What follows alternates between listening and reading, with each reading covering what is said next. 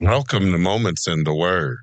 I'm James Tyler, your host, and this morning we'll be reading from Jeremiah chapter number 4, verses 19 through 31.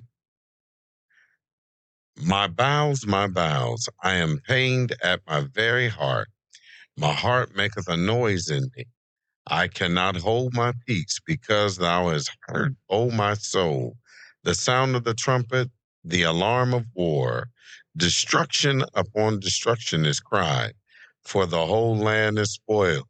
Suddenly are my tents spoiled and my curtains in a moment.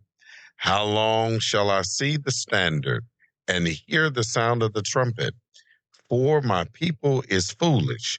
They have not known me. They are Scottish children, and they have none understanding. They are wise to do evil, but to do good they have no knowledge. I beheld the earth, and lo, it was without form and void, and the heavens they had no light. I beheld the mountains, and lo, they trembled, and all the hills moved lightly. I beheld, and lo, there was no man, and all the birds of the heavens were fled. I beheld, and lo, the fruitful place was a wilderness, and all the cities thereof were broken down at the presence of the Lord, and by his fierce anger. For thus have the Lord said, the whole land shall be desolate, yet will I not make a full end. For this shall the earth mourn, and the heavens above be black, because I have spoken it. I have purposed it, and will not repent, neither will I turn back from it. The whole city shall flee from the noise of the horsemen and bowmen. They shall go into the thicket, climb upon the rocks.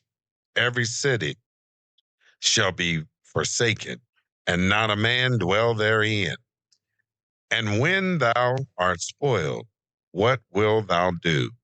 Though thou clovest thyself with crimson, though thou deckest thee with ornaments of gold, though thou rentest thy face with painting in vain, shall thou make thyself fair. Thy lovers will despise thee, they will seek thy life.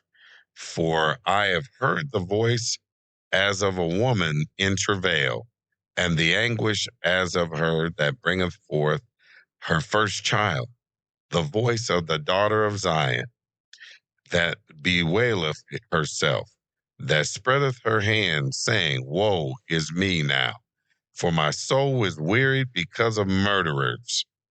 As we look at this context this morning, we see that it is a vivid picture of anguish lament from the prophet over coming judgment on Judah, a judgment so severe it evokes cosmic undoing and emotional torment.